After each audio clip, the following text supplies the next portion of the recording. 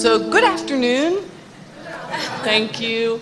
We realize that this panel stands between you and your lunch. So we will try and make this flow efficiently and energetically. Okay? So I'm Ellen Dorsey. I'm the executive director of a foundation that's based in Washington, D.C. We work on climate solutions, women's empowerment, and corporate accountability. Our investments are 100% mission aligned. We try and break down the wall between our investments and the grant making that we do as a way to use finance to support and drive CSR, and we use impact investing as a tool to support our mission. So I'm here to introduce the panel. I'm going to lay a little bit of a foundation for our discussion. Each of the speakers today has an amazing story to tell. I know, I read all about all of my new acquaintances. And in terms of the fields of business entrepreneurship and finance for benefit, advancing values, and innovative impact. And I think they all represent what's really a sea change occurring within the business sector, where no longer, as we know from our discussions today, can companies be global citizens if their sole purpose is to maximize profit. But how far have we really come? Is CSR really just integrating corporate social responsibility into the profit motive, or is the social responsibility a primary value along with profit motivation? And is it realistic to think that we can actually integrate social value as a primary component of business's mission alongside profit? Well, investors are going to need to demand that of the companies, and finance is changing, and it has to continue to change. So some of the folks on this panel represent both sides of that equation: finance driving corporate social responsibility, and then businesses that are embracing value along with profit. And I guess what I would say as a way of context is that this can't wait. This can't be an incremental process. While change has occurred over the last couple of decades in the CSR field, the pace of it is not nearly commensurate with the scale of the world's problems. If we look at the impact and the pace and the impact of climate change, along with the global patterns of inequality, it's clear our global economic system is failing. And if our global economic system is failing, we have dramatic need to operate at a different level of scale. When climate change is threatening the lives of literally hundreds of millions of people, unleashing drought, famine, disease, destruction, hurricanes, and other floods and heat waves, other so-called natural disasters, driving migration of people in large scales, producing social conflict and even war, we have a tsunami of impacts that are occurring now and will only grow. So the positives are we have two critical global governance frames that came into place in 2015, the Paris Climate Agreement and the Sustainable Development Goals.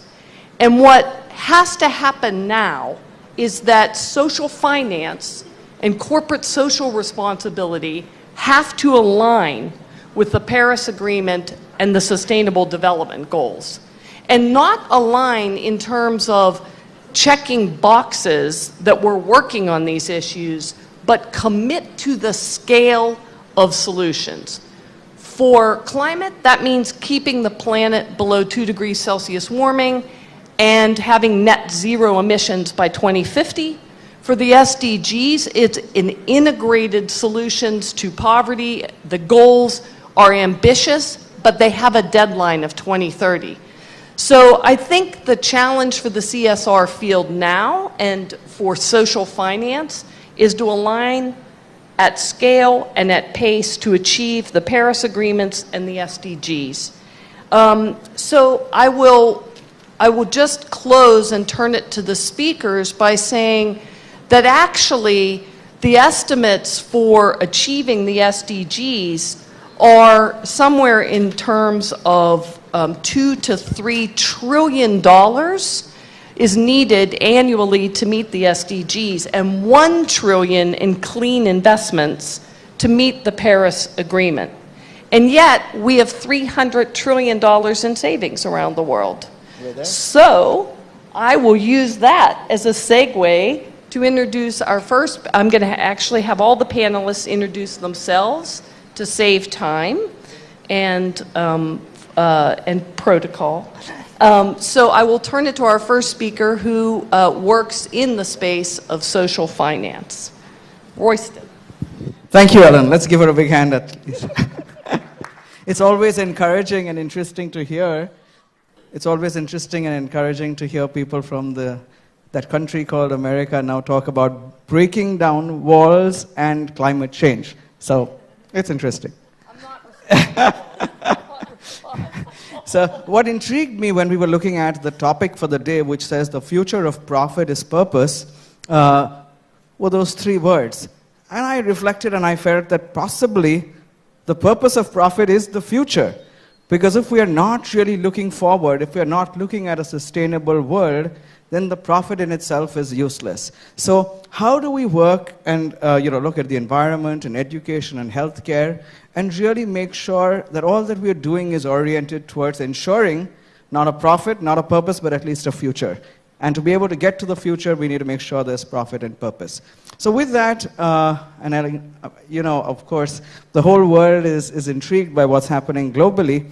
But for me, I think the term VUCA, and if you haven't heard it before, then you've heard it for the first time today, but you're going to hear it many, many more times. Because the world is increasingly volatile, uncertain, complex, and ambiguous. And irrespective of where you look, you're going to see this staring at you in the face. It happened in our country and in yours on the 8th and 9th of November. We had our own demonetization, while you had your own demonetization, whatever. I didn't say demonization, but Mark did, so anyone who's recording. I've also been invited by the incoming Secretary of State to be part of the Global Development Team, so in full disclosure, we're all working as best as we can to make sure this world is VUCA-free. In that context, and in the week of Valentine's, we need to be calm and make sure that our focus continues to be love and not hate. Ellen, that's for you. Okay, but in that context, we need to make sure that we are carrying along with us the population that is at the base of the pyramid. Grameen exists, Grameen's philosophy, Grameen's Nobel Peace Prize, all are driven by the fact that if we do not have inclusion, we are struggling to find a world that there is peace in. And therefore, today what I want to talk about is the opportunity that there is to look in a broader context on CSR, to look at funding that could be coming from various streams, especially capital markets. How do we look at what's called sort of the dirty capital and clean it in that process of being able to meet our objectives at the base of the pyramid? India clearly is leading the way in terms of GDP, in impact investing. Literally $1 billion has come into this space in the recent few years, and therefore, how are we able to look at it? I mean, I've put 3 examples for you on the screen, which are 3 initial public offerings in the public markets that have happened of 3 impact companies, 2 social finance companies, and 1 healthcare, giving you a sense that it is not a fringe. People sitting in this room are not, as Ellen and I were talking, people who have an office in the basement and sort of don't get any recognition within their companies. But mainstream, CSR to my mind is mainstream today. Impact investing is mainstream today. And let no one tell you different. Let no one among you believe that we are sitting on some periphery, we're sitting at some fringe, while the real world is somewhere else. We are serving the real world. And so the sectors that we seem to be getting energy around in India is financial services, is renewable energy, is healthcare, is agri, is education. And so the trend in impact investing is very encouraging to see money coming into this space. In a quick Indian context for our visitors from overseas, what has really enabled and supplemented that effort is the policy framework. And I know that there are some ministers and people in policy in this room as well. So please take note. the ability for you to catalyze this space is not by giving grant funding out, but by creating an enabling policy framework so money can come into this space. We have the Jan Dhan, which is accounts for everybody, Aadhaar, which is the unique identity number, the Skills Council, the bank licenses for MFI or small finance banks, all of these, the peer-to-peer crowdfunding platforms, a lot of these have been created to be able to get funding into the space, and the 2% CSR, which is probably one of the only countries in the world which is directing corporate social responsibility funding from the profits of companies. And so pretty much India is leading from the front in terms of the region. And so I want to end with one quick case study about were things always this smooth sailing, and talk about the problem in Andhra Pradesh in the microfinance sector. The sector was growing gangbusters. Professor Yunus won the Nobel Prize. United Nations declared it the year of credit, microcredit, but there was a crisis in Indian microfinance in 2010. What was that problem? Was it high lending rates? Was it multiple lending, collection practices? And I come to what I think was the problem in the sector. And that slide is not there by mistake, lest you do think it is. I normally, if I had time, would go around the room and ask you what that picture tells you. I can see my friend here smiling. What does that picture tell you? Yeah. You can say it was before lunch. You don't have to feel inhibited. Okay. So, yep. So someone said good legs. And yeah, okay. So, I mean, it's not a sexist comment. You're appreciating beauty. But when you said good legs, are you really sure? Because you can see only one leg. And that's the exact basis of impact investing. There is a commercial leg and a social leg. And the fact that you take it for granted that the other leg is doing equally well doesn't mean that it is. So if you are focused only on the social leg and not on sustainability, then it's going to fall flat. And if you are focused only on the commercial leg and saying it's growing by leaps and bounds, everything is growing, microfinance has reached 50 million clients, there are IPOs now in the sector, there's portfolio, there's PARs, very, very low, but you're not focused on the social leg and saying, is it really making a difference in the life of the poor woman? Is she coming out of poverty? Then we are sorely mistaken. So if that's anything I want to leave behind as an image in your head, it's not Angelina Jolie, but it's two legs of the work that we work in, the sustainability and the social impact. And that's where we have created a capital with a conscience ecosystem. So Grameen Capital in India has a social investment bank, a social stock exchange is part of our dream, a social equity fund, and a social debt fund.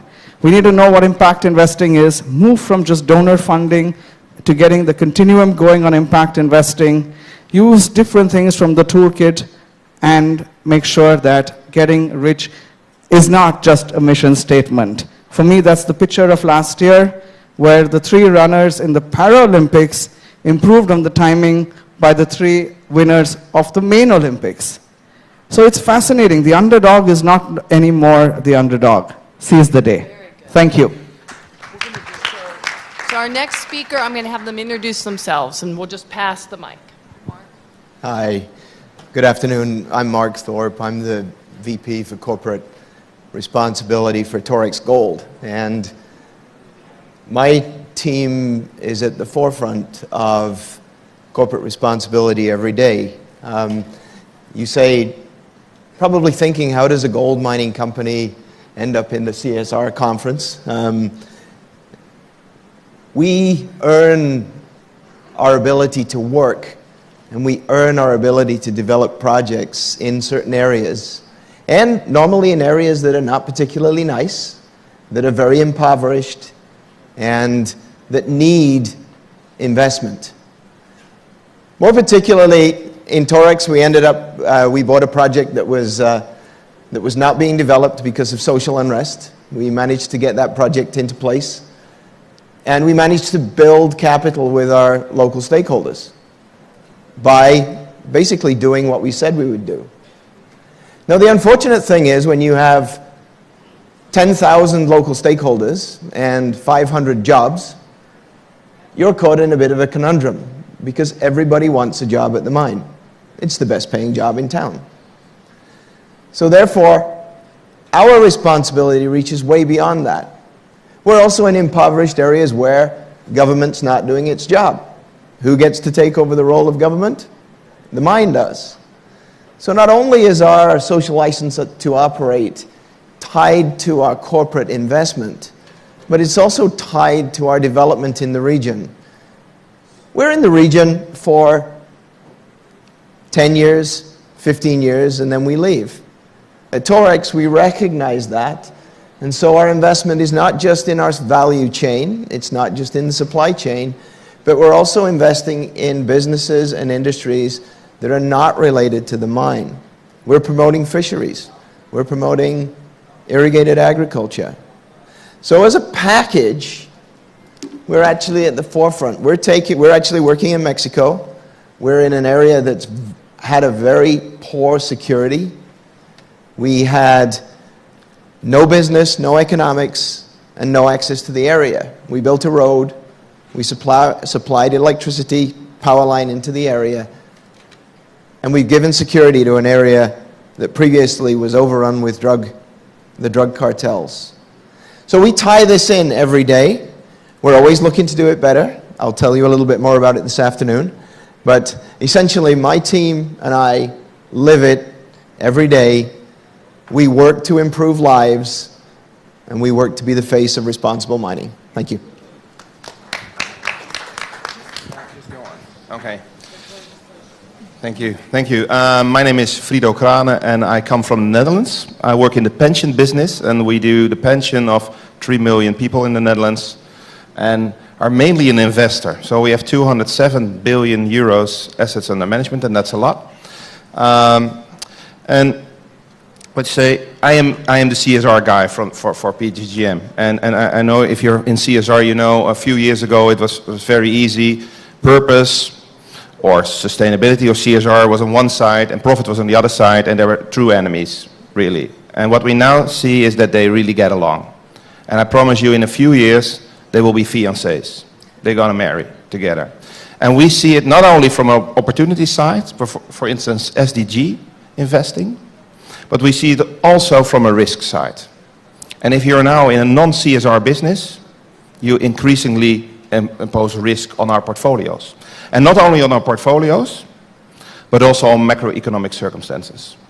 And it's not strange that a pension industry has this on his mind, because we're in the long-term finance. If you pay your premium today, you get it back in 2080, 2070. And we have one simple say at PGGM, and we say a good pension has more value in a livable world. So it's not only about the euros we send you every month, it's also about your circumstances. And that's the reason why purpose, or CSR, or social and environment comes with the euro, in our case. And a second say, I think is also important for here today, is for us, is where you can have impact, you have a responsibility. And we see that in CSR as well going on. It started really, our line of business started with comply to the rules of the government. And then the second phase was minimize negative impact. And we're now in the phase that we say we can add value when you have money. And we invest in the real economy, and that's where it's happening. It's not happening with us. It's happening in the real economy between businesses and consumers. That's a change.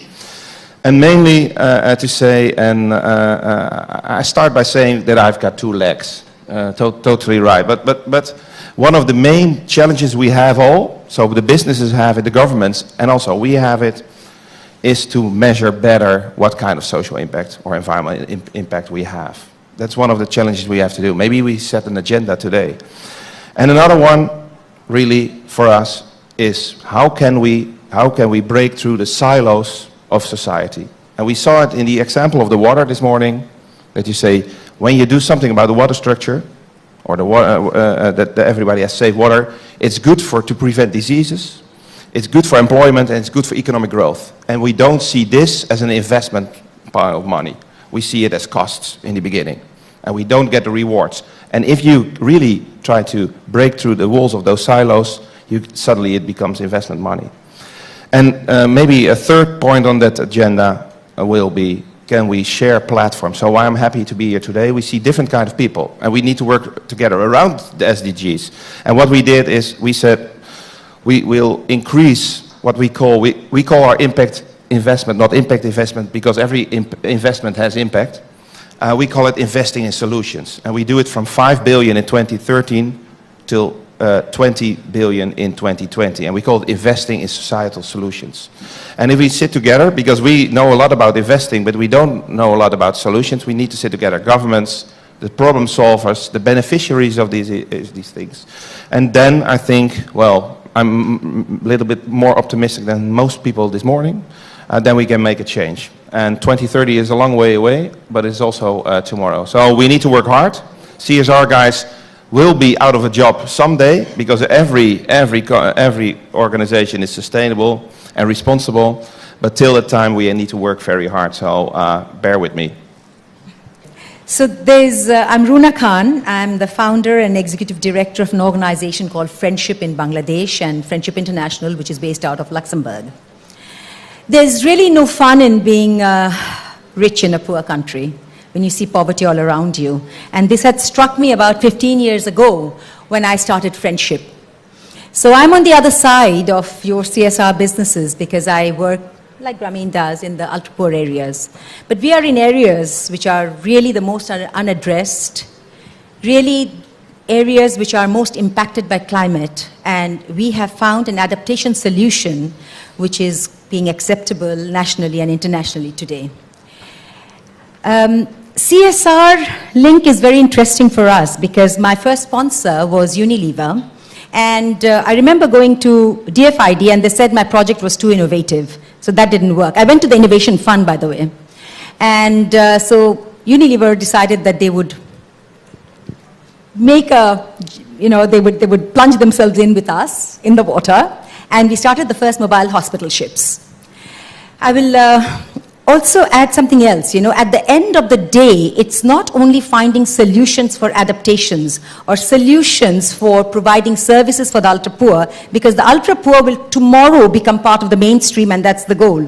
But it is to work with them in such a way that they have dignity and they have hope. Because without that, nothing that we do can be sustainable. And we strive to work towards that. We also have another link, which is with values. So even with the SDGs, the one element that I find missing in the SDGs, which are great, actually I like the SDGs very much, but I find missing is that value and ethics and morality is in every one of us. But we need to nurture it and bring it to the fore. And we have awareness and we have trainings and we have a lot of group meetings and programs, but no health, no education, no access to finance, nothing in the SDGs can be brought forward unless we make a plunge and create people who nurture their values and their ethics. And that is the essence of the work that we do and the services that we provide. A very short video to show you how we work. So if we cannot afford poor solutions, if I may just add something, Ellen, 1 more minute from you. CSR is not just giving money. Thank you. CSR is not just giving money, it's giving part of yourselves. We need professional input because often I find that when corporations are giving CSR and they think that just by giving money it's enough, it's not. We need your skills, we need your professionalism. And just because you're giving it as volunteers, it doesn't mean we can afford less time from you or less quality of your products. So when you're giving CSR, I would really like to request that you give it also as volunteers with a lot of respect, because it's only when we work together we can bring out something which is going to be beneficial in the long run, and we can have an environment around us which is more based on equality. Thank you. I only need the one slide. My name is Anne de Villiers. I really, first of all, just want to say thank you for getting us all together here today. It's such a privilege to be to get to know so many people who are doing so many amazing things. And I'd like to thank Dr. Bhatia for bringing us all together. It's fortifying.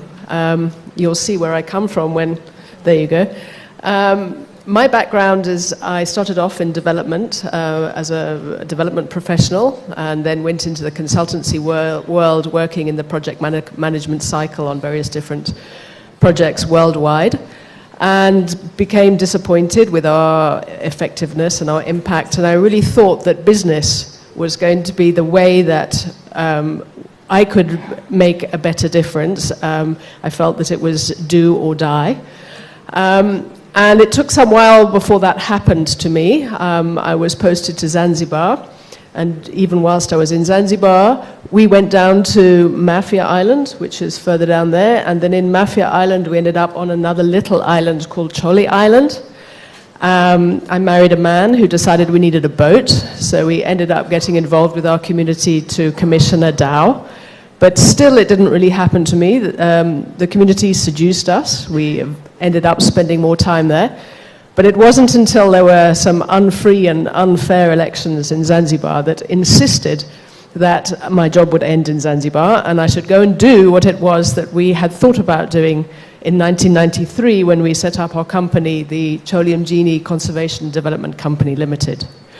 We wanted to use our company to bring direct benefits to our community and to support conservation and cultural heritage conservation, wildlife and cultural heritage conservation. 20 years on, it takes that long, 20 years on, I can really say that I'm a very strong advocate of business for development. And I also had a battle with these words, the future of profit is purpose. I think maybe the future of purpose is profit. Because I hear that so many people now are wanting to make a difference and have purpose to build a better world. And only with profit are we in it for the long term. Business is in our case, very remote communities. We're on the front line, often in a place where government does not reach. And it depends on us to make a difference. We couldn't honestly live there without making a contribution to our community and helping them get a better life. I also think that the business discipline is very good for development. As I said, I worked a long time in development and we drifted along and we wrote lots of reports and we had many milestones. But I'm not sure that we really had impact. Our business demands of us that we have impact. And it's a discipline that I think is very useful, and the business becomes the core, becomes the heartbeat. I'm hearing that also from my colleagues. It becomes an anchor for sustainable development. And I really appreciate that there is an alignment in this with the UN, United Nations Development, have declared 2017, this year, the year for sustainable, what do they call it? The year for sustainable tourism. So finally, we're in fashion. Because 1 in 11 jobs worldwide are in tourism, which means that we have, as a business, incredible potential to make an impact in this world. And through well-designed, well-managed businesses, we have a very wide reach in very remote locations on the front line of environment, of social development, of economic development. So it is very nice that that alignment for the 2030 social development goals is now there. I believe in it. In our case, we worked in a community, as I said, that was really not reached by government. We have had a turbulent journey. I wish that Romana had come into my life earlier. We've been through very difficult cycles working in the bush with very poor support in terms of human capital to help our community work in development. We had to prop them up and help them a lot. We also have, and I'm hearing it also in Mexico, unrealistic expectations. As soon as you're there, as the provider of jobs and of money, everybody wants part of you. And it becomes a huge mechanism of trying to manage those expectations. In fact, once I read that 9 out of 10 projects fail because of unrealistic expectations. the community's not patient enough, they are unrealistic. They had nothing and suddenly you arrived, and they think, well, if we have said it, well, you gave me this, why can't you give me more? You're helping them, why can't you help me do this? So we had to learn how to be, to have criteria which we could explain to our community, which allowed us to continue in a stepwise fashion. Also, it's changing now, but when we started, there's a huge distrust of business. And so the NGO world and the development world were firmly of the belief that if you're in business, you are somehow sullied and only in it for profit. And so at that time, it was very difficult to have lasting, meaningful partnerships because there was a lack of trust. And of course, shifting power bases has been something that's challenging us. Our community was a very small community at the end of not connected to the rest of the world. They lived with their own norms, and we've changed a lot. We've come in with empowering women, youth, poor people. And so our previously advantaged in our small community at the beginning were very much on board, but are now very threatened by the changes that we have brought. And it takes time. So we had made it our mission to educate 2 generations, because we believe that that will help them make the decisions in their life and empower them to deal with change. And it takes 2 generations. We're right now in only the first round, and so we are right there where our leadership is still primary school educated, patriarchal, and not entirely sure that they're on board. But we'll get there, and I would like to say that our impact, it works. Our community can now plan from nursery school through to university. We finally are having graduates coming back into us and helping us, where in the beginning, our community, one of their statements was, we are too short. We cannot connect to the power base. Now, we have our young children in the district hospital, in the civil service, in the secondary schools. Our community have people that they can talk to who they trust, and so we've made them safer. Thank you very much.